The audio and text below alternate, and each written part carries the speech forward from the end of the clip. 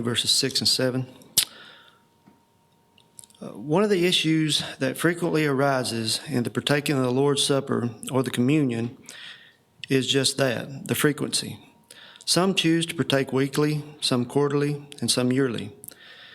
Unfortunately, even those in the church have decided to take some observances on Saturday out of necessity and convenience. We look at Acts 20, verse 7, when the disciples met on the first day of the week to break bread as our example. This and the surrounding verses tell us a lot about how often and when we are to partake of the Lord's Supper. In verse 6, Luke tells us that they, Paul and his traveling party, including Luke, came to Troas and stayed 7 days. Paul arrived in Troas on Monday or Tuesday. He stayed in that city an entire week to be with his disciples in Troas on the first day of the week. When he was,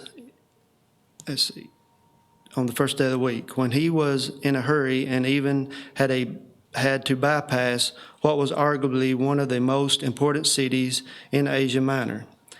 Verse 16. This suggests that the disciples in Troas did not assemble for the breaking of the bread on any day except the first day, Sunday. It also tells us that there was no option to meet on any other day. After all, if Paul was in such a hurry, why wouldn't they have gone ahead and kept the memorial when he arrived so that he could be on his way and perhaps come to Ephesus?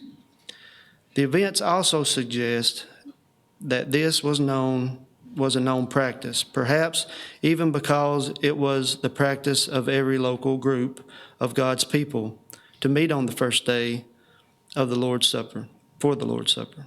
Paul had similarly commanded the Corinthians to gather on the first day to put aside and save.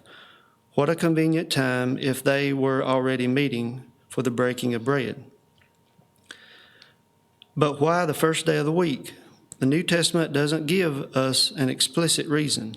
The original institution of the supper was on a Thursday.